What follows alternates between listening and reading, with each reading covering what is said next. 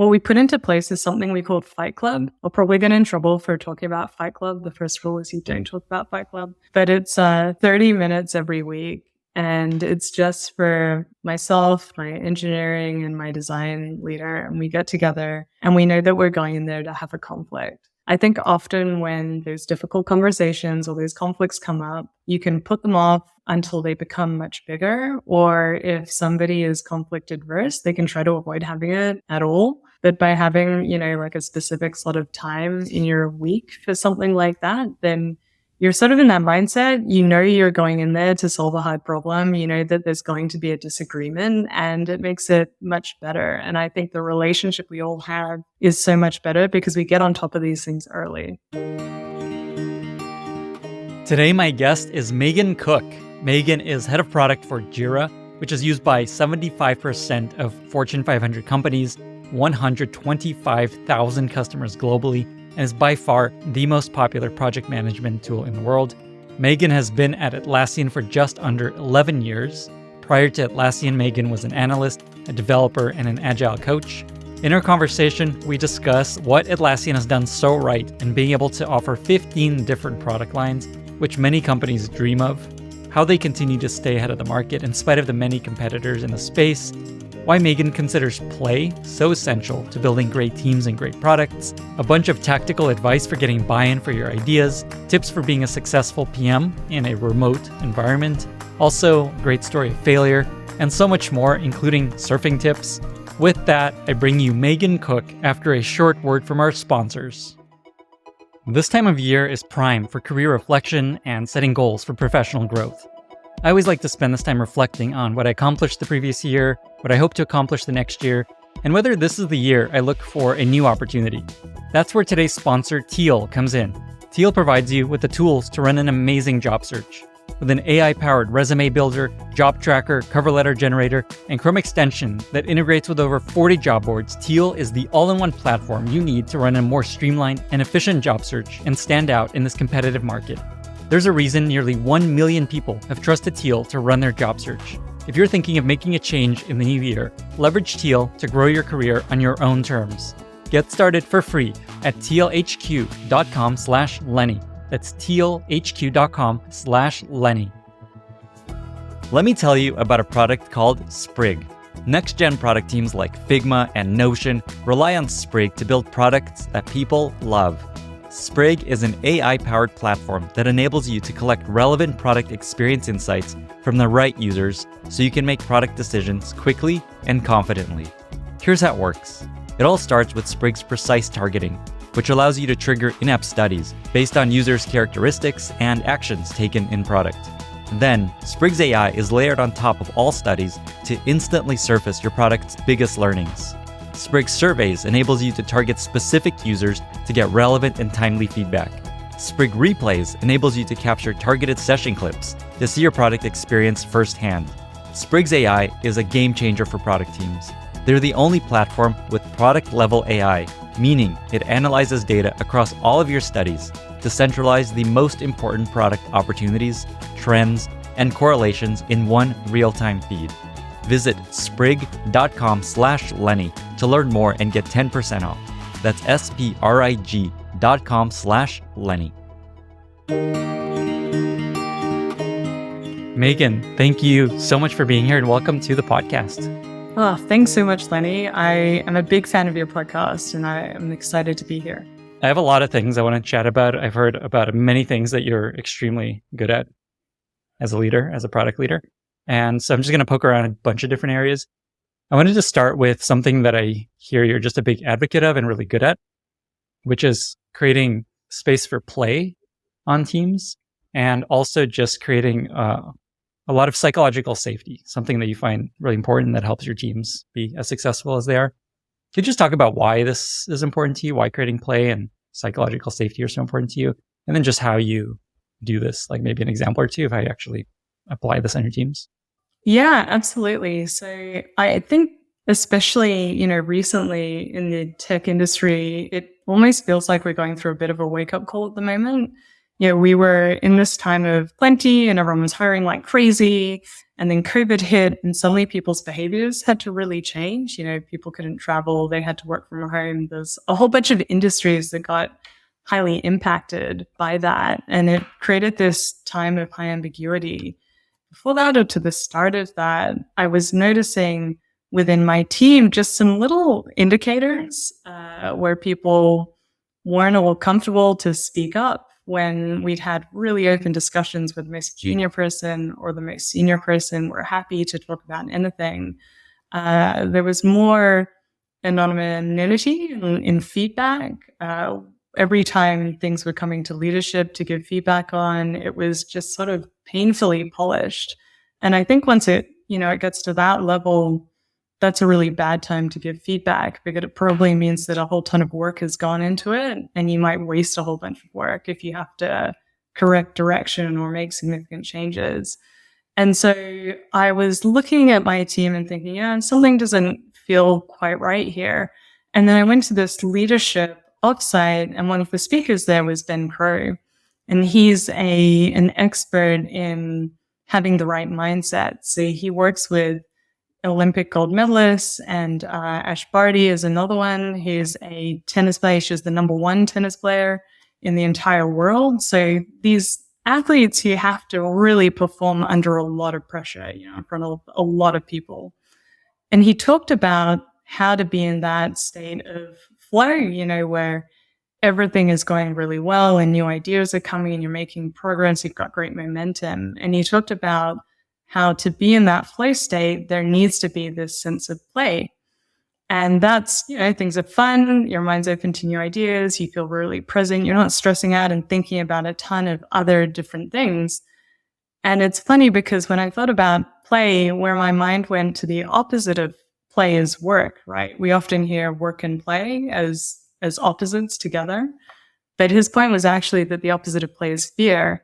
And I realized I think that's what I was seeing a lot of in my team, and that's why the ideas were getting more incremental. So took that decision and went, okay, we need to look at psychological safety in that team, or we're never going to get to some of these bigger, bolder, more innovative ideas.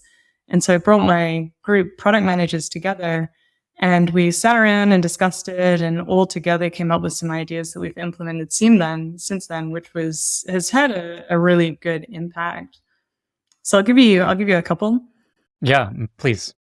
Yeah, one of the first ones was my team of PMs is big enough now where not everyone necessarily gets to know everyone else. And when you don't have that relationship, it can feel a little scary. You don't have that trust that you understand how people are going to respond to you, and you're not sure about reaching out.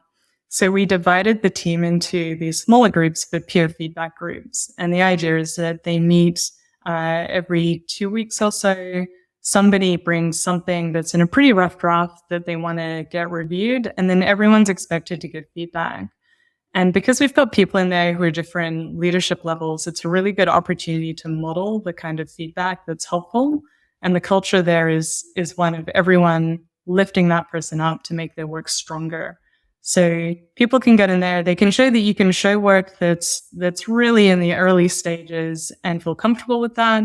They can see that getting feedback can actually be really positive, and they can see how all of these people together, they can rely on them and forge those new relationships, so they can rely on more people to help them out. This is so interesting, and it's such a good idea, and it's like such a simple and good idea, and I'm surprised I haven't heard of people doing this before. Basically, you pair up PMs, IC PMs, and maybe managers too, to give each other feedback. And is the feedback on like one-pagers and PRDs and strategy docs and things like that? What sort of documents are they giving feedback on? So it's really open-ended. It can be anything. It can be, here's a new experience we're looking at launching. Here's a new strategy. I've taken my own strategies in there and gotten excellent feedback, surprising feedback from the team. It can be a new experiment that people think of running, and anything to do with the craft. And I think as you kind of implied, one of the powers of this approach is it's a small team, so it's less stressful. And there's no like you're not in the room often too. Like I guess you are sometimes, as you just said, but usually it's like peers, and they could be a little more open and less worried about looking bad.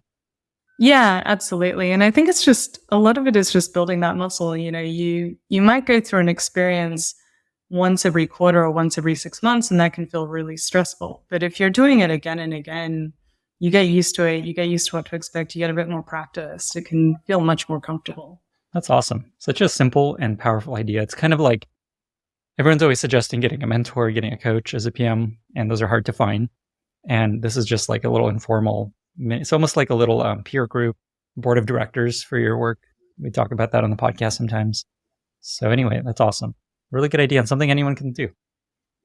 Yeah, thank you. Great. Okay. You have a second idea. Yeah. One of the other things we do is we get everyone together just like every 6 months. So all of the product managers get together in the same place. And the idea is to have a bit of an on-site. Now, we start off with just doing something fun because everybody, as you might know, Atlassian is a remote organization. So everybody works remote all the time. They can work from anywhere. And so people often, they're not used to necessarily being all together in the same place. And it can take a little while to warm up. And then after that, we talk about strategy. We do workshops on different elements of craft, boosting that craft together. And so a similar kind of thing. People get to build relationships together. They get to sort of see all these different ideas bouncing around, which can help uplift their own ideas and help them be more innovative. And this last one, I actually had some senior leaders from all over the organization come and share their stories of failure. So just to get everyone used to that idea that it's okay to fail. And actually, if the learnings are really good, maybe it should even be celebrated. And it's not something to be scared of, and taking the big swing isn't a bad thing. It can be a really powerful way to learn as well. I love that. We've been talking about failure a lot on this podcast. So, right, we're super aligned with the power of that. And so just to be clear, so what you do there is it the entire product team of Atlassian, or is it just your team in this every 6 month? It's just my team. And then we pull in other product managers that we work closely with as well. And then you fly them all to Australia, I imagine? Yeah, all to Sydney. To Sydney. Amazing. Okay. And I think, so the key there is it's not just like go meet each other. It's training almost on different skill sets, helping people level up in, say, craft or, I don't know, communication or writing or something like that. And then who teaches these things? Is it like individual team members, or you bring someone in? We have a real mix, actually. So yeah, we'll bring in outside experts, or we'll get, there's a lot of knowledge and a lot of skill within the team itself. Cool. So, you'll have different product managers who have different strengths. We have totally different teams. So someone on a growth team, for example, might want to teach everyone about how to create great hypotheses. Or we'll get someone external from the team, but internal to Atlassian who has those skills who can come in. I love that also gives those PMs a chance to, one, learn the skill better themselves because they're teaching it, and also just teach and present and public speaking and all that stuff. There's all these other benefits to doing that sort of thing. Yeah, absolutely. And I think, as a product leader, it's really important to model the behavior you want to see from your teams, whether that's getting up there, teaching, presenting, explaining different concepts, explaining the business, or just being vulnerable and talking about when things haven't worked out. When we started this question, you talked about how there was kind of the shift at Atlassian where things started to feel more formal and people started to feel less open to sharing, being criticized in meetings.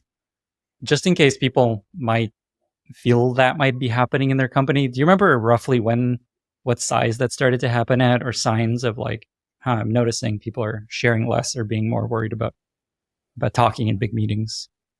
Probably when we got into really different sort of streams of work that were happening, where people didn't have as much of a reason to interact with each other.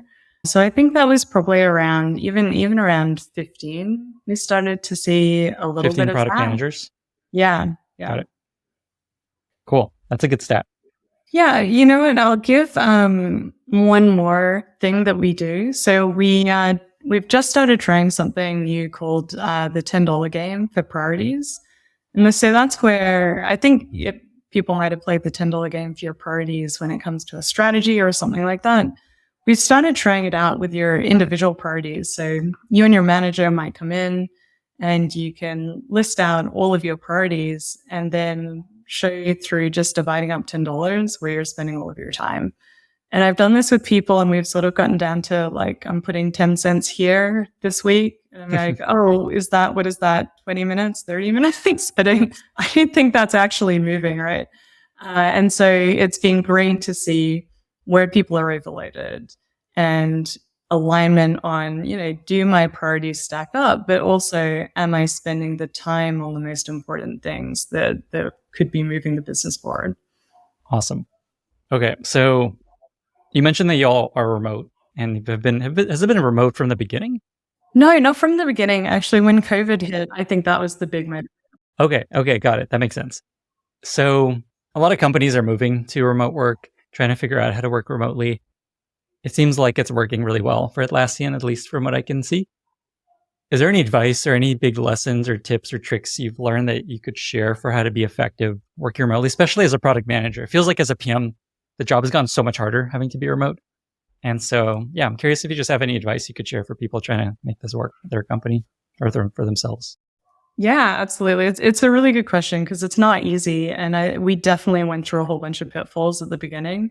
But we're really firm believers that you don't need to be in the office to build world-class products. So we call our approach Team Anywhere. And this means that anywhere at Atlassian, anyone at Atlassian can choose where they want to work every day.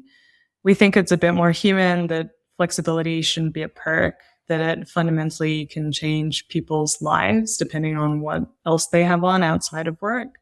And so we think less about where do you work, and we think more about how to be productive and effective in your work.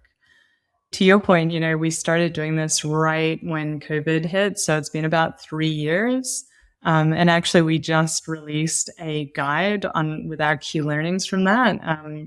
It's all about 1,000 days of remote work, which folks can go and find on our work life blog under research at Atlassian.com if they want to dive in there more. But I can give you a couple of tips from that and what we found from some of our research. Yeah, and we'll link to that doc in the show notes. Okay, great.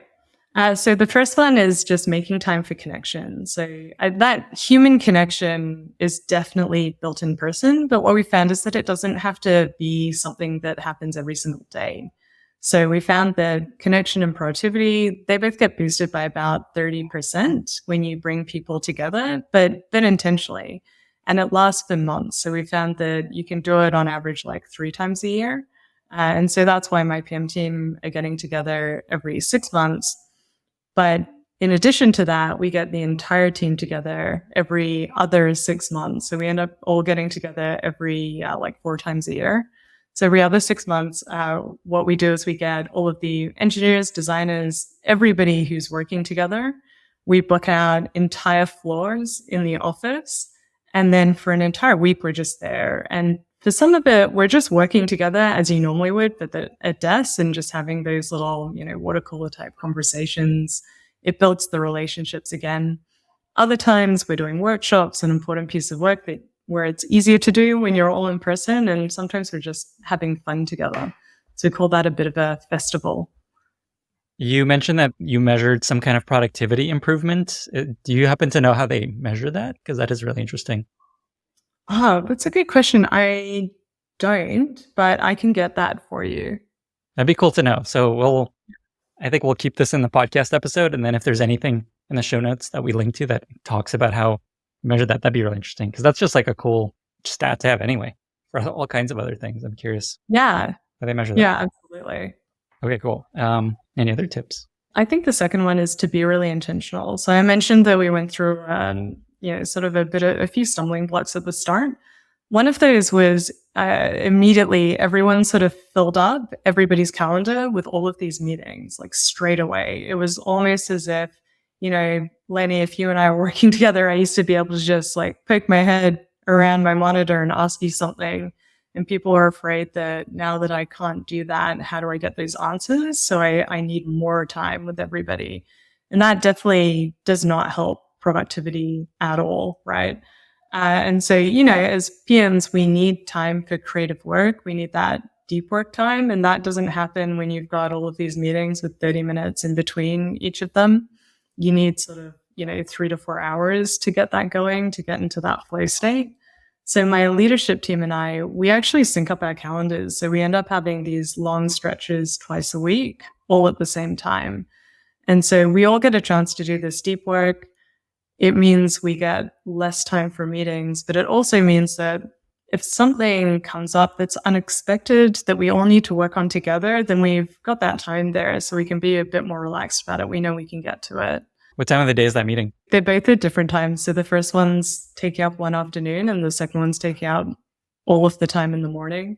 Depending on what kind of person you are, one is going to suit you better than the other. So we just went for one each. I actually had the same thing, just personally, where I had these deep work block times on Monday, Wednesday, and Friday. The title of the invite was, "If you book time during this, I will slap you." And it really worked well.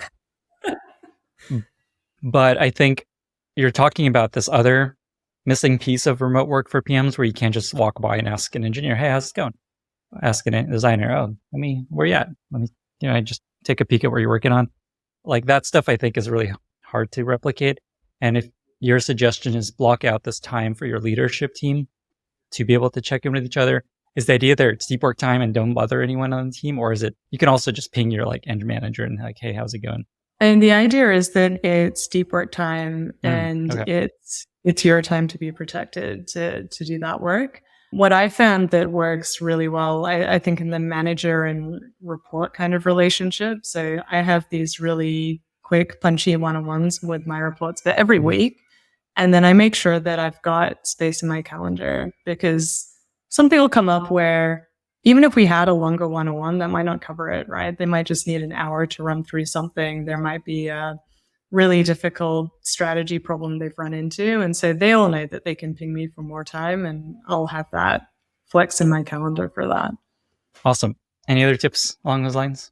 What you probably noticed about blocking a bunch of deep work time is that you don't have as much time for meetings. So that meeting time becomes really precious. And what we do there is I personally hate having status updates as a meeting. So I make it really clear that if we're having a meeting, this is to solve a problem.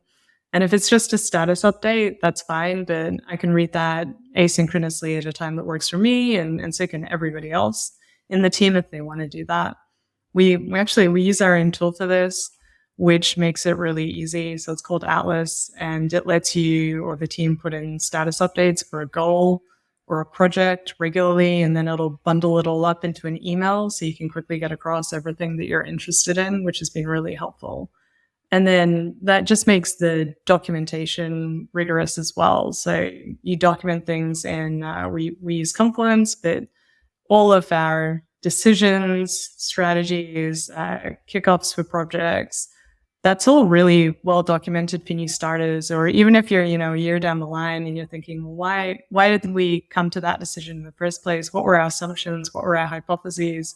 It's easy to go back and take a look at that and be able to reflect. And I think the last thing is, I work with people who are in the US, they're in Europe, they're all over the world. It's really hard to find a time that works well for an Aussie, an American, and a European to get together. Someone's waking up at 3 a.m. or something. So what's become a big part of how we work is actually audio and video recordings. So I actually had someone reporting to me for a while who was in France, and what we would do was record videos back and forth. And they're quick. You can, just use colloquial language. They're really casual. You don't have to wonder about someone's tone that comes across. So that's becoming almost like a completely new document type for us, and has been really important in remote work. You can put it at the top of a document and explain the document, which is really nice. It's a big part of why we bought Loom. I was just going to say that. It all makes sense. Yeah, because it was just becoming such a big part of our life, right? And it's just massively helpful. Kind of along the same lines, being fully remote, it is harder to get buy-in on things you're working on, I imagine. And something I hear you're great at is getting buy-in, especially getting buy-in on ideas and projects from executives. So I think things that make it extra challenging at Atlassian, there's 2 CEOs. which I didn't know until recently. You're also all very remote. And so maybe those two reasons make it extra hard. Plus, it's just generally hard to get buy-in on projects that you're working on. What advice do you share with product leaders, PMs that come to you asking for advice on how to get better at getting buy-in for your ideas? Yeah, this can be really hard to get right. I watch a lot of people struggle with this. And you're right, being fully remote can make it a bit more challenging. And then I think also, you've got your cross-functional partners that you're working with as this tight-knit team. And how do you form that relationship? But I'll start with just general buy-in. Most of the time when people come to me and they want to ask how to get buy-in, they've got a date in mind. They've got a particular meeting and they have this idea where they're going to craft this perfect proposal. They're going to present it. Everyone's going to give them thumbs up and they win. And that's the wrong attitude, I think, even to start with, to getting buy-in. It's more of a journey. So I'll give you an example where I was looking at how do people start their day in Jira, and how do people get started in Jira? And we had this idea of we could craft more templates so that we could give people more a better way to start with very different use cases when they came into the product. And this could change everything from even just the front homepage where they started all the way to what's happening in product. It would create this really nice flow. Jira is also a platform as well as just, Jira software, the product. There's actually 4 different products built on top of it. So when you want to go and change something like that, you're actually changing it for all of these different products. It's not just the one. And so what was really important there was partnering with a whole bunch of different stakeholders. So every product that this could potentially negatively or positively impact, we went to very early with the idea and the proposal, and we got their feedback. And then we came to them again and again as we developed it further. So as we got designs, as we got more data, as we tested things out with users, we kept coming back and we take their feedback on board. And so I think creating those partnerships is really important. And also the same can be true at the executive level. So often you go into these meetings where you're giving a proposal and you're trying to get that final yes on the decision. You've got a lot of people in there with a lot of different angles that they can look at that problem, and so much good experience to draw on. So, your CTO is going to have a totally different way of looking at something and different concerns from your chief marketing officer to your head of design, right? They're all going to look at things differently and be thinking about it differently. And so if you know that you're going to be having a big impact in someone's space and you want to hear from them, it's good to set that meeting up early, when you've got some clarity, but it's not fully fleshed out. And so that you can fold in some of their concerns because they'll have this much broader view. And that also creates people who will be an advocate for you once you get into that room, that final meeting. So I think all of those in the lead up, there's a lot of lead up work to getting buy-in that makes sure that, you have a good time in that meeting. Just to maybe summarize so far what you've shared, one is just basically it's lure people in early, especially the person that it's going to impact most. I think in addition to that is having that mindset of being open to not necessarily coming up with the right solution. It's more about solving for the problem or the opportunity, right? So you want to be clear about like your hypotheses and what are your facts and what are the principles you're using to make a decision, and just be open to not necessarily ending up with the solution you thought would be best. I imagine most people think they are always in that state. I am very open to feedback. I am totally open-minded, but really they're not. Is there anything that you think would either convince someone you're actually not as open-minded as you seem, or any advice for how to come across as more open-minded? Or is there anything there you see, like, I see this all the time, people think they're listening, but they're not, or that you should change? I think one way to sort of force yourself into that situation is to be clear about the hypotheses you have and the facts. So I think often people can present as, this is absolutely the case. This is what I know, and this is obviously the correct response to the situation. Where most of the time, you've got a good set of data, you've got a good understanding with your knowledge of the space, but what is actually going to happen is a hypothesis. There's always going to be something you don't know. And oftentimes you don't know until you ship it. That is absolutely the best test of whether or not what you thought was going to happen will actually happen. And so I think when you come to the meeting going, okay, here's the top facts we actually know, and here's the hypotheses, and here's my plan to prove or disprove them, then you're exposing your idea for people to go, oh, here's more that I know about that hypothesis, or here's some data that you don't have, or here's another way to think about it. I think people can feel like they're not going to be credible, right? That you have to come in, you have to come in confident, you have to come in knowing exactly what that solution is going to be. But I usually find that if you come in there open and you expose your thinking and where you could use some help on perspective, that actually that builds more credibility, because everyone knows that you are not going to have all the answers and you're not going to be able to see the future. And so that can really help in building people's trust in you and that you know what you're doing. Is there an example of that that comes to mind to make it even more real, of either someone on your team doing that or you doing that? Because I think it's still going to be hard for people to be like, realize, hey, I'm not actually paying attention to anyone and I just want to convince them this idea is right. This is what we're doing. Just come on, get out of my way. Give me the okay. An example from my past is there was this potential acquisition that we could have made. And I was really, really keen on it because it would mean adding a whole bunch of much needed capability really quickly to the product. And I just loved that momentum. And I didn't see any other way that we could do this. So I'd looked at a bunch of other options about building it in-house, and it just didn't seem possible. And there were a few people that I needed to convince, my boss, but also the head of engineering for the area. And when I took it to them, what I learned was the head of engineering was able to pull a bunch of people from other areas within the company to come and bolster this effort, who had all of the knowledge that we needed. So what seemed like the impossible task, he actually had this extra knowledge to make possible. And in the end, acquisition or not, that doesn't really matter. It's more about being able to get that value back to our customers. That's what we're solving for. And so it was really about coming back, not falling in love with that solution and that other company. It was just taking a step back and going, okay, well, really, it's just what are we here to do? What's the real goal at the end of the day? Awesome. Okay. Is there anything else you wanted to share along these lines before I move on to a different topic?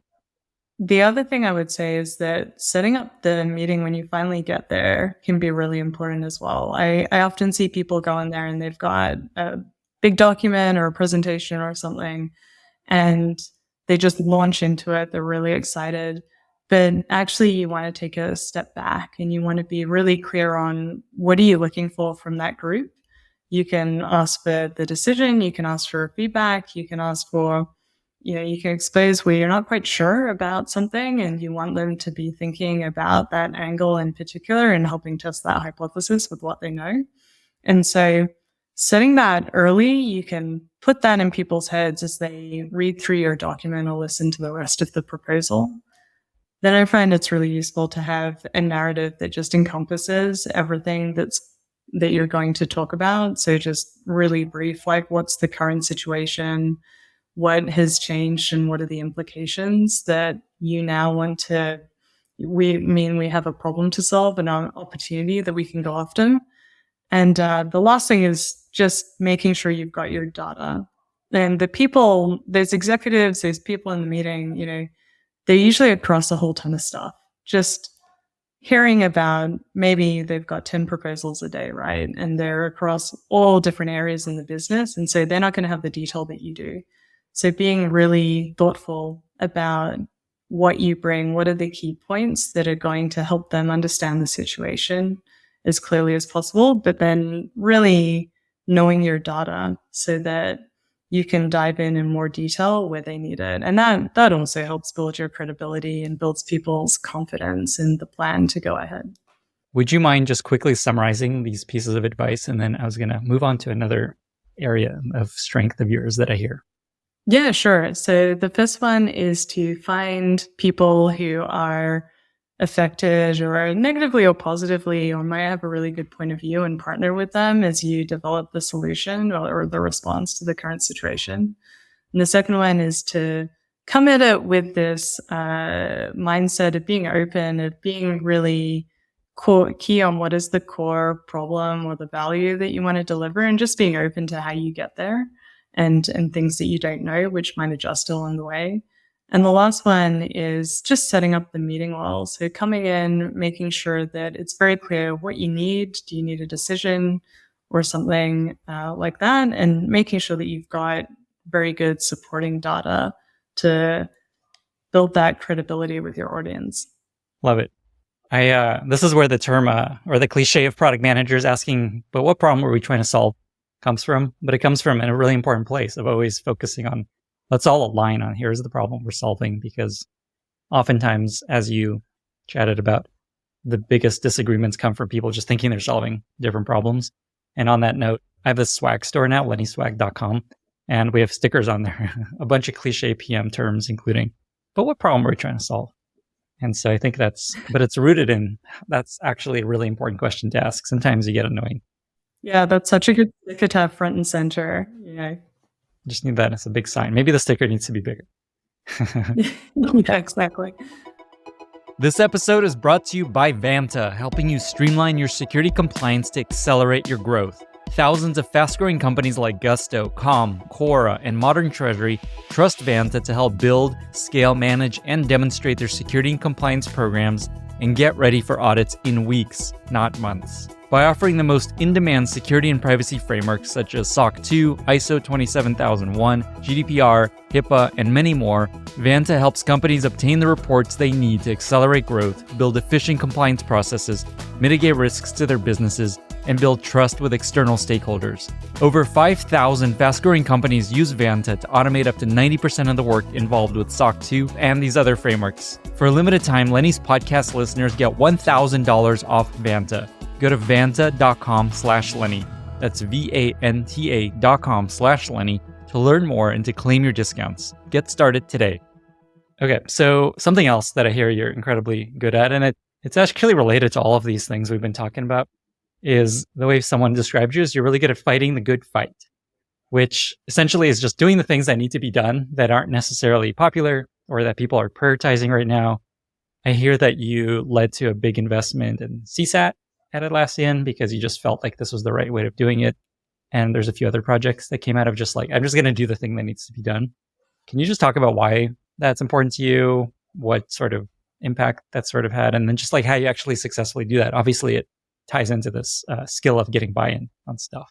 Yeah, I think that's a really good example, actually, the CSAT example, because sometimes you can get caught up in let's add value to the product. But if the customers aren't satisfied with what you built, or in our case, we found that one of the core reasons was the usability wasn't where it needed to be, then we can't access that value anyway. It doesn't matter. And sometimes it can be hard to get investment for things like that because it's not like, the shiny, exciting new thing. It's no, I want to work on the features we already have and improve those. So it was about 2 years ago, our chief experience officer, he cared really deeply about improving our CSAT scores and asked me to look into it. And briefly explain CSAT real quick, because some people may not be familiar with that term. Oh, yeah, absolutely, of course. So CSAT means customer satisfaction. So for us, we actually have a survey so that we can measure CSAT, and it just asks customers to rate how satisfied they are with the product, and then different aspects. So we can see for different tasks that they need to perform, or different aspects of it, like the reliability or the speed or the usability. How do customers feel about that? We actually had a podcast episode recently with Judd where we talked about NPS and how much there's data showing it's not actually a great predictor of anything, and he's a big fan of CSAT instead. So you could almost think of it as a little replacement for NPS in a lot of cases. And then, sorry, I pushed you off track. Keep going. Yeah, no worries. So he cared really deeply about this, asked me to look into it. Even though this request was coming from the top, that doesn't mean that it gets any sort of funding. So we went through a couple of different steps to see what was worth investing in here. So first of all, I mentioned we had that survey. And so we had really rich feedback. So it's not just a rating for what we get. We get people talking about why they gave that rating. And that can really help us zero in on what are the key aspects that's bringing this down. And we also had great conversations with our customers. It was, the kinds of conversations that are really rich and really helpful, but so painful to listen to and go through, because you're seeing somebody really struggle with something that you thought was going to bring them so much value. And then we had to look at, well, what is this going to impact? And so logically, what we found was that usability was one of the key reasons, like I said. And logically, if your product is hard to use in places, if some of the core actions are hard for people to do, then a new user to that product or a new customer is going to have a longer ramp up time, right? You've got a harder time showing them that there's value. And even for an existing customer that's using your product really well, when they bring on a new user, that user might have a really hard time getting up to speed and using it, and it just completely slows them down. So from a business point of view, it can impact your new customer acquisition as well as your ability to expand. So there was some good revenue connections in there as well. What I also found was that, we have a lot of dependencies. So we've got all of these platform teams, and a lot of the improvements that would be really good to make to sort out this problem depended on many, many teams around Atlassian. They all had different goals, right? And other products that they had to serve too. I don't know if you've ever tried to align, 3 or 4 different roadmaps so that the timing is just right to get some improvement through, but it's basically impossible. There was no way that was going to happen. But we did find that they were really passionate about this area and improving usability. So we worked together to find a low-cost way for those teams to help us make the changes that we need to, but they didn't have to bear the brunt of all the development costs. So each of those teams put forward, like we called them a shepherd, so that as our developers came in and made changes in the code base, that this shepherd would make sure that they weren't causing any issues, and we're doing reviews of designs and things like that. And so getting that buy-in, finding the data to support the reason why this was important. And then we constructed the roadmap so that we found this sort of like a low cost, like very cheap way to have some impactful change early on. I think that was really, really important. And so we put together some of the designs for what the experiences were going to look like. So our head of design, Charlie Sutton, at the moment has this great mantra of show, don't tell. And in this case, it was just at the core of getting people excited, because you could show the initial experience, you could show the pain, you could bring in a video of a customer trying to use it and what they thought of it. And that just really brought that emotional aspect to it. It helped get people on board. And then you show the new experience, which is just far and away miles better, might cut out like 20 clicks or whatever. And so all that worked together to get the investment that we needed. I think the last thing that was useful there actually is that we started pretty small too.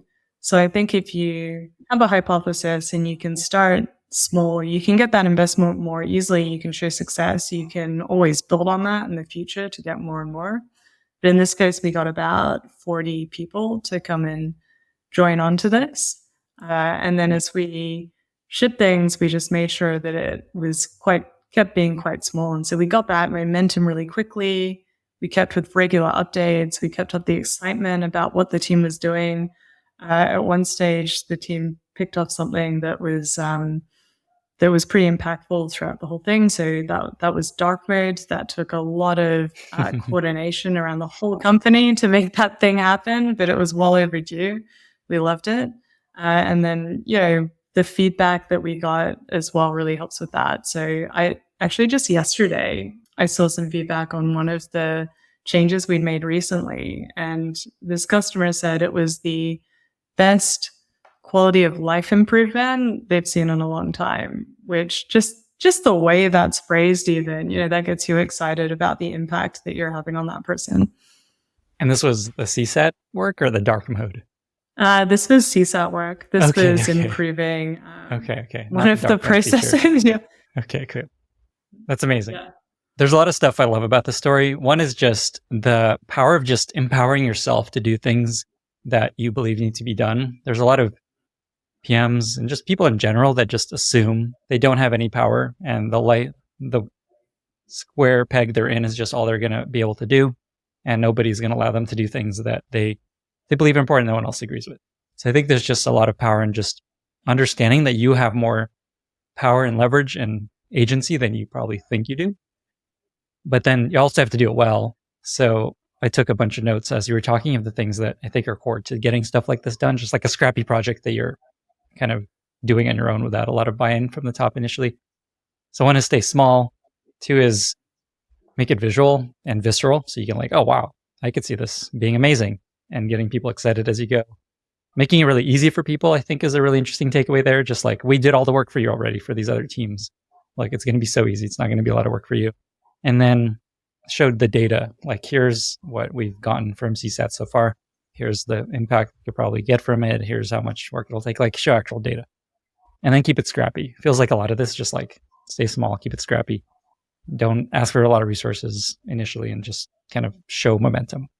I think that's really important. When you keep it scrappy and small in the beginning, it doesn't feel like it's as big of a bet. That gives you the opportunity to really prove that the direction that you're going in could pay off. And so it's sort of like this little inroad to getting more investment. Awesome. Okay. I want to move to a different topic around Atlassian as a company, but is there anything else you wanted to share along those lines before we do that? No, let's go for it. Okay, so one of the most interesting things about Atlassian to me is it's a great example of a company that's been able to launch new product lines. This is the dream of every software company, business in general, is you start with one product that gets to a certain point, and then you hit some kind of plateau, and then you add an additional business product line, and then you add more and more. Somewhere I read Atlassian has 15 products. Is that an accurate number? Yeah, that's right. Yeah, we are up to 15. Yes. Jesus Christ. Amazing. So this is like very rare and the dream of many companies. And so I'm just curious what it is you think Atlassian has done so right to have so many successful individual products. You know what? It's not like we added the first product and got it just right way off the bat. So 15, we've had a lot of shots at this.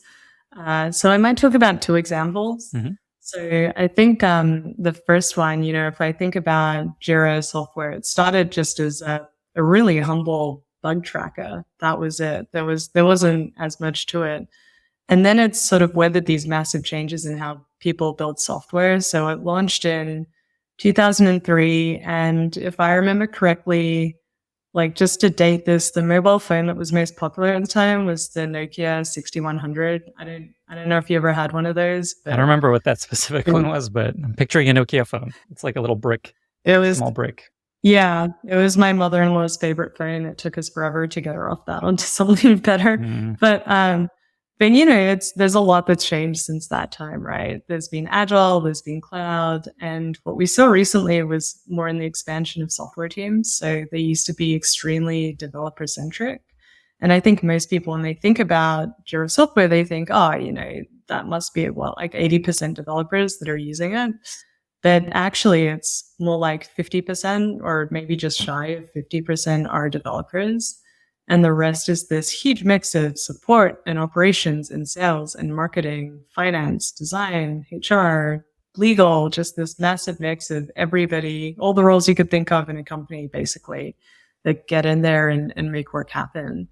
And so what we saw, years ago was, software teams aren't just developers anymore. And we saw this in our own teams as well. But we saw that these other teams, the finance, the marketing teams, even design teams, were sort of cobbling together their own solutions. So Jira software is incredibly flexible, which is a massive pro of it. But these teams were seeing software teams get more effective at the way they were getting work done and collaborating better. And they wanted that same benefit. And they started using Jira, but we hadn't set it up well for them at all. So it was quite difficult for them to do that. But the positive was that there was this really good signal from our users that they were looking for more from us. And we knew that your marketing team is going to work differently from your developer team. That's how it should be. And so we started Jira Work Management to be more focused on all of these other use cases outside of the software team that our users were asking us to go ahead and solve. So that was a really great way to discover the need for a new product, where these really strong signals from within our customers in that same area of business that we're really well set up to help them with. What was that process like from noticing, hey, designers are using Jira and they're not having a good time? PMs are using Jira, researchers, and here's the issues they're running. So just like that insight of like, oh, interesting, there might be an opportunity here, to launching, I don't know, the first version. Like, were there, I don't know if you were actually involved in this, but whatever you can share would be awesome. Were there design partners they all chose and like, let's work with Salesforce and Microsoft and like make sure they love it? Is it, how long was that process? Because I think that's the part people are so curious about, just like, how do we validate and discover and then actually launch something that's going to work? Yeah, I wasn't as close to that one, but I can give you a second example. Oh, great. Yeah, for sure. So the second example actually came from our product and channel innovation program, and that like we let anyone pitch an idea for a new product in the company if they want to. So we had this wonderful product manager, Tanya Christen, who saw demand for a solution for product managers to build their roadmaps a bit better before ideas get committed. So as you know, there's this fuzzy area, right, before you actually start building something as a product manager, where you're looking at lots of opportunities and ideas and you're prioritizing them. And it's not really confirmed real work yet. And nobody wanted to put that in Jira, because once it was in Jira, then everyone just expected it to happen. And so this is where Jira Product Discovery came from. And in the past, we tried things like this before in new products at Atlassian, and they've been successful, but have been really hard because large parts of the company process and those checks were optimizing for the success of the bigger products like Jira Software. And so we changed that to create really small groups with stage gates that we call Wonder, Explore, Make, Impact, and then getting to scale. And that meant to assess those bets at every stage. And the idea was to iterate really quickly, either to it not working out and proving that it couldn't be a business, or iterate really quickly to, yes, it could, and we should invest more in this. And so with each stage, there would be, a little bit of investment. So say that first stage of Wonder might just be the person with the idea. And then Explore, you might add on a couple more people, like 3 people, to go and really have a look at, here's a prototype, here are some customers that would be interested in it and could help us think about this some more and put together what the roadmap looks like. And then when you get to Make, that's when you get a full team. But, a full team it's going to be 12 people or so. It's still not huge. And I think that's really important, because at each stage you're getting validation, you're getting more customers who are interested and invested in helping you develop what that solution looks like. So you asked about whether we went and partnered with a partner company like Salesforce for something like this, for a new product.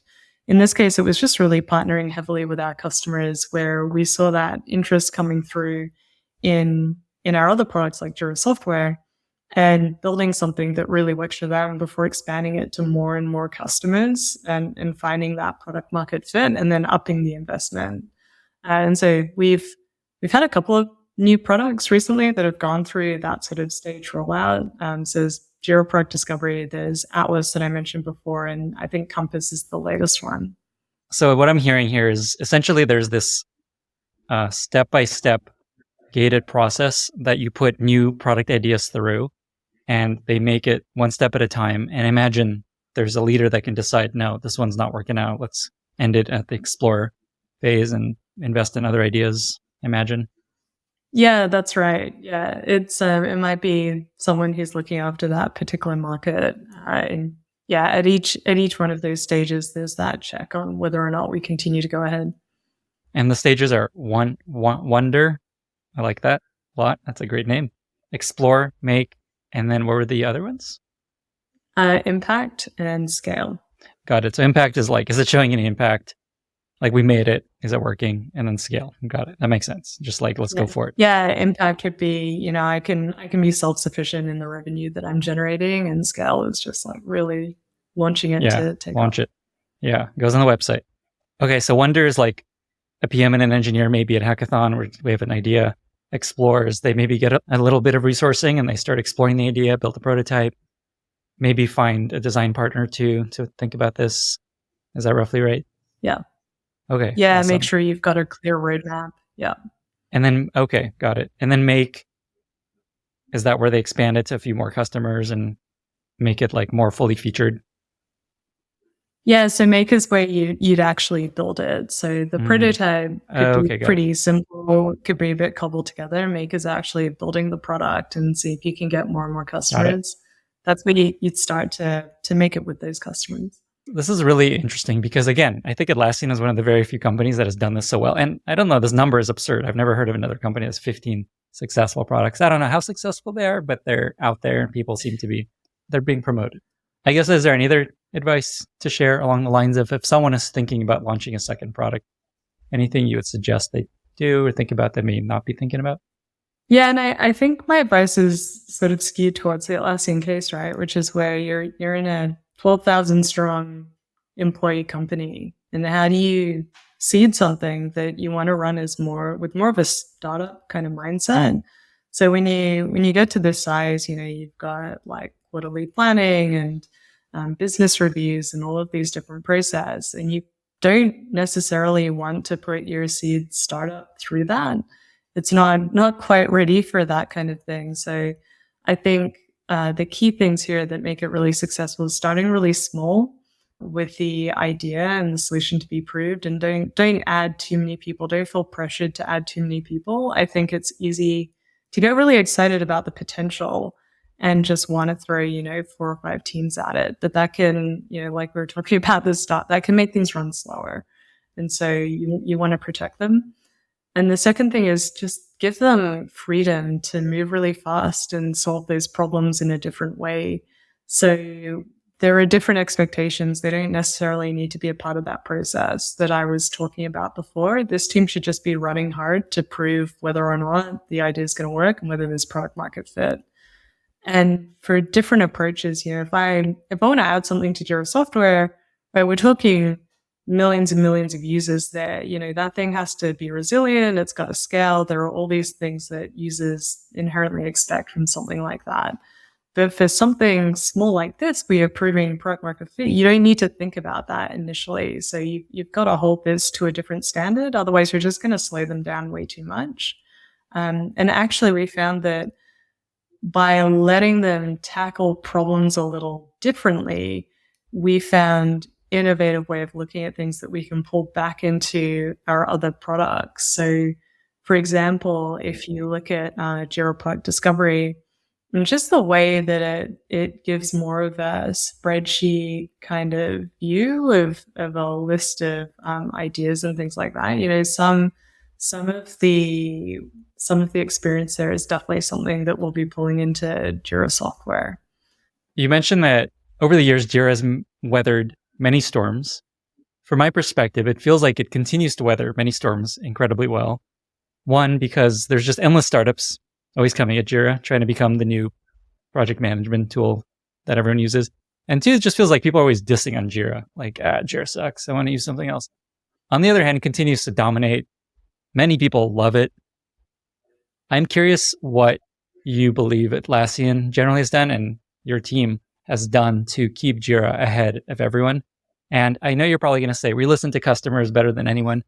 So if that's a big part of the answer, definitely share that. But I'm curious, is there anything else people may not be recognizing of just like why Jira has been so successful for so long? Yeah, so I think the number of startups that enter this space just shows how important the problem is that we solve, and that problem of teamwork and collaboration. We've got more than 125,000 customers around the world who start their day in Jira, millions of users, and the kinds of companies that use it. I just love hearing about what they do with it. They really blow me away. Like like NASA landing the Mars rover, right? Or Canva building this design platform for 40 million people. It's just I massive. don't think you can beat that Mars rover story. All right, that's a good one. I think when you followed up with the Canva story, that one's less interesting now, but it's also amazing. Okay, sorry, keep going. And so, yeah, they're, like you said, they are integral to our success, right? We do obsessive over them. We think if we do right by them, then we're going to be going in the right direction. I don't think we've ever had this sense of, arrogance of just no matter how big we are, we've always got this healthy dose of paranoia that we need to keep working on improving things and being better. So to your point about customer feedback, that is a big part of it. We bake in these rituals just to make it super easy for everyone to do that. So the whole company gets an email every week, and it's just got a random selection of feedback from our customers. It's got, how they rate us and just a quote as well. And so everyone's sort of getting this dose of feedback all the time. We have regular share outs of all of the research that everyone gets. We get in product feedback. We make it super easy to talk to our customers through social media or, LinkedIn or X now.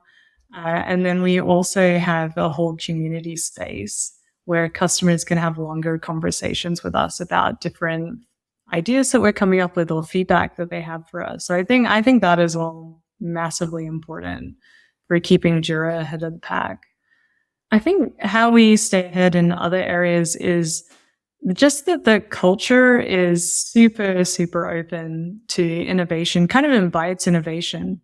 So we have these hackathons, we call them Ship It. Everyone, the whole company stops and everyone can play with new ideas or technologies. It's a competition. So the best ideas get visibility. It can get people working with other people that they wouldn't normally. And also the visibility of the ideas helps generate more ideas all over the place.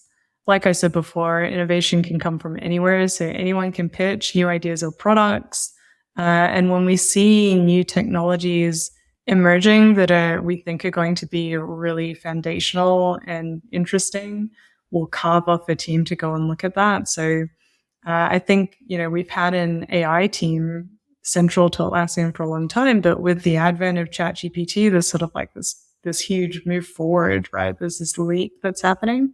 And so in my team, I just carved off a small team to go and explore that and see what interesting things that we could do there. I think we don't shy away from tackling sort of subsets of the market that we're seeing that need a bit more love. So, that like the Jira product discovery story that we were just talking about a second ago. And we also use our products a lot, and that helps us find all of those little problems and makes it really real. We get really excited about the different things that the whole team is working on. We send lots of feedback to each other. I think that's also a really important part of it. Another area is when we look at how we're investing, there's always this pressure to invest in the core business, of course. But we also make sure that we invest in seeding future businesses. And like we're talking about, they might not always work out. So we had the Compass and the Atlas example of ones that have worked out. But we also see things through Atlassian inventions. So if there are interesting ideas or technologies, these might support the product later on. That's something that we'll go and seed out there in the market. And that's led to a few acquisitions as well, which has been really useful. And the last thing is I think I'm just really impressed at the way that we stay agile to move towards these different shifts that come up. It always surprises me just how agile we can be. So, for example, in 2020, we decided to double down on our mission to deliver a world-class cloud experience. And it was like hundreds of people just moved around in Atlassian to make that happen, which was in a very short period of time, which was impressive. And we're not shy about killing things off with their fails. So I'll give you another example of one of those products that was going through that we ended up killing off. So we had a whiteboard product that we thought would be its own product, sort of like a Jira product discovery. And when we came to one of those gates with the team, we realized actually, this is more like a really useful document type. And so now you'll see that it's a feature in Confluence. But it was very quick to make that decision. I have this new segment, not that new anymore, called Failure Corner. I'm curious if you have any interesting story of a big failure in your career. And if you do, what you learned from that experience. I think I'll give you a bit of a different one because I think this one is harder to spot. And I think that's really interesting. It's something that I think about all the time, though. So I missed a really big opportunity to move Atlassian forward back in the day. Like I said, I think about it every time I review a new idea or look at an opportunity that we're thinking about. So I was on this team and I was improving the way that our products help developers get their work done. And so typically we saw them start in Jira software, they'd pick up a piece of work and then they'd switch tools, they'd create a branch, they'd start writing code. And we noticed that they would forget to come back and update the status of their work. And this could create a lot of confusion in the team, right? Another developer could pick up that work thinking it wasn't started. And then there was a lot of wasted time. Or if you're trying to track metrics, like how long does it take for a piece of work to get started through to done, that'll totally skew things. So this was causing a lot of problems. But we didn't want to make developers come back into the tool. That was obviously something that was getting in the way of their work. So we decided to build automation so they didn't have to. They didn't have to leave their IDE or the command line to do that. They can just keep working. So an example is Jira would detect that a new commit had been created, and then it could automatically move your piece of work to in progress because there's code being written against it. And there are a whole bunch of these examples, third parties integrated into it. And I made the decision to put into Jira as a user was editing their workflow. And we shipped it and it performed just fine. People discovered it. They used it. It seemed to give a lot of value. People liked it, which doesn't really sound like a fail. I don't think that where I dropped the ball was more about what I should have realized about that feature. So automation, it's super useful. It can be used by a whole slew of people who aren't just developers. It could be used in every single product. It's more than just moving things to a new status. And so I should have realized that we could have built this amazing service that every product could have moved themselves forward with. And years later, Atlassian actually acquired a company that did exactly that. This advanced automation, and it's in every product now. And so, you can imagine how much it costs to acquire a company. That was a really expensive mistake on my part. So when I see a new idea, I'm always asking myself, like, how do we push this further? Is there something there that we can, 10x? Can we apply it more broadly to more types of users, more products? Is there some bigger opportunity that we can really take advantage of? That's an awesome story. So the lesson there is just think bigger with the products that you almost need to wait for it to first be successful, right? For you just to be like, oh, but can we do something more with this? Would you think you should have been thinking about that as you were building it, or would that have been too early? No, I think I should have caught that as we were building it, because even when I think about the experience, so it was a really good proving ground for it, for sure. But even when I think about the experience, just where that experience was designed in product limited its functionality, which is a real shame. I guess the takeaway there is just, if you're committing to some idea, ask yourself, what would it look like if this was 10 times bigger?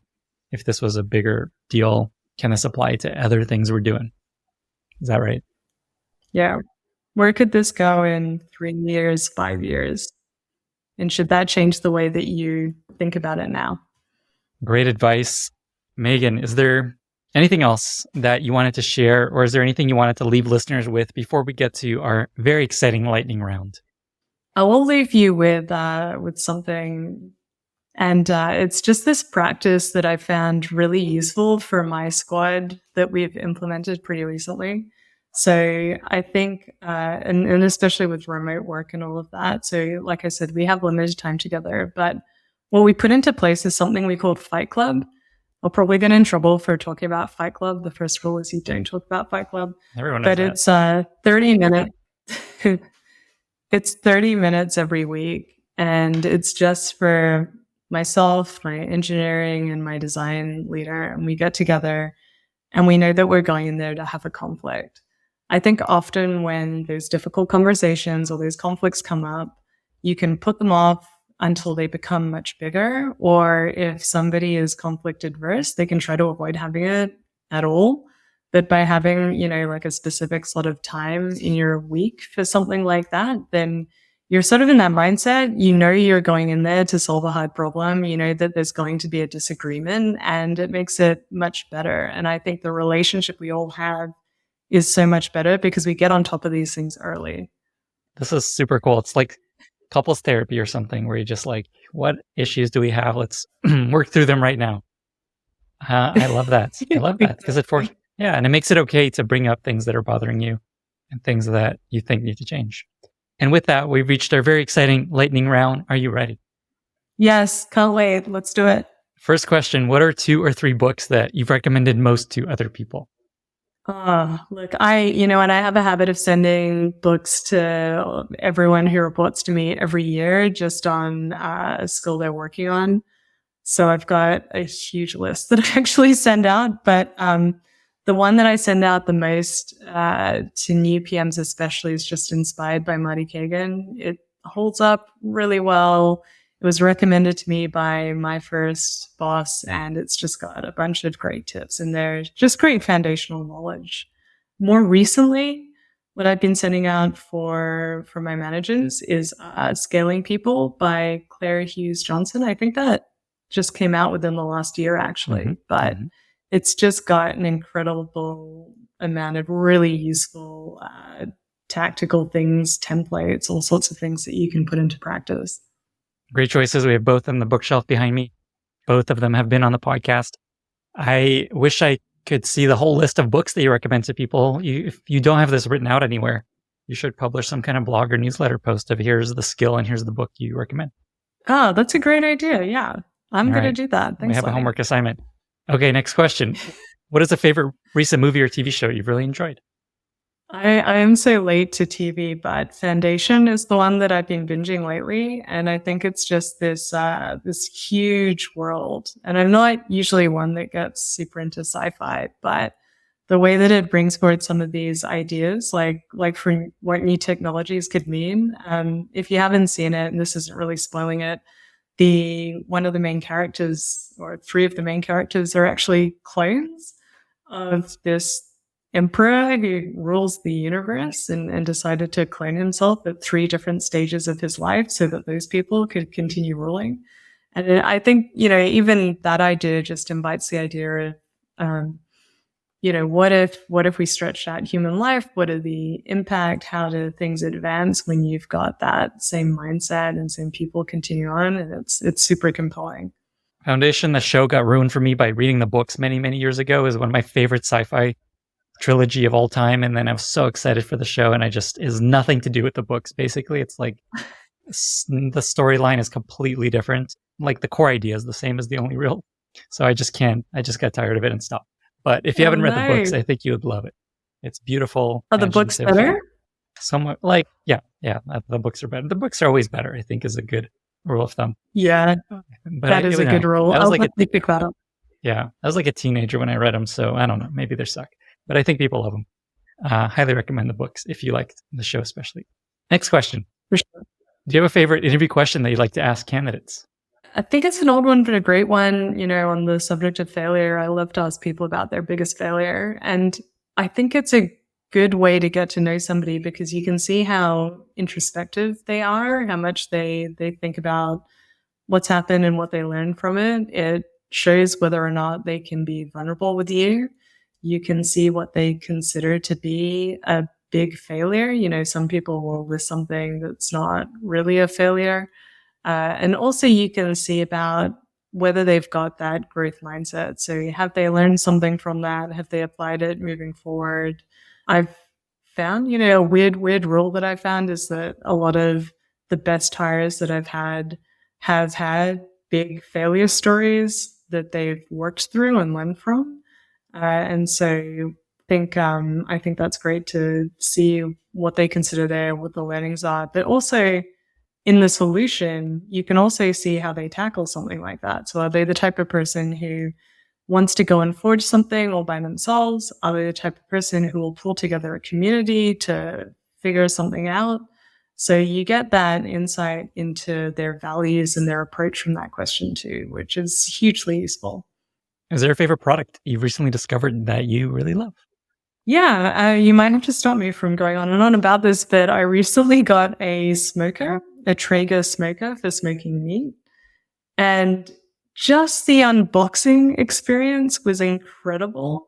So you get this huge box, cardboard box. You open it up. If you reverse the cardboard box, it becomes like a play saloon that your kid can jump into and just mess around in, which, that's cool. Rather than destroy it, just throwing it out, it becomes something really cool and useful. The set of instructions has a 6-pack of beer at the top, just helps you understand like how far through you should be through your 6-pack as you're constructing it. You get some tools with it, and they're really good, actually. They're not like the usual kind of throwaway tools that you get in something to put together something like this. And then there's, in addition to that sort of like playful delightfulness in there, as you build it, you discover things along the way. So I opened up the hopper where you put in your wood pellets, and there was a baseball cap, a Traeger baseball cap in there, which just was unexpected and really cool. And then the whole experience of actually using it, once you've set it up, is amazing. So it's all connected to my phone. I can just head to the beach and have some brisket going and come home, and it's beautifully done. It just works. It's integrated. It's got integrated recipes. Yeah, I love it. I'm sold. I need this. That sounds so delightful. Such a great product experience. I'm going to have to get one, I think. I think we're going to sell some Traeger smokers. Next question.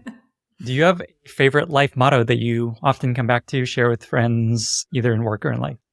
It's around maximizing joy. And what I mean by that is it's about finding what's important and leaning into it, or finding what's annoying and turning it into something I enjoy. So to give you like a super small example is I'm terrible with keys. I will leave that thing all over the place. You'll find it in my cutlery drawer or whatever, and I'll never find it again.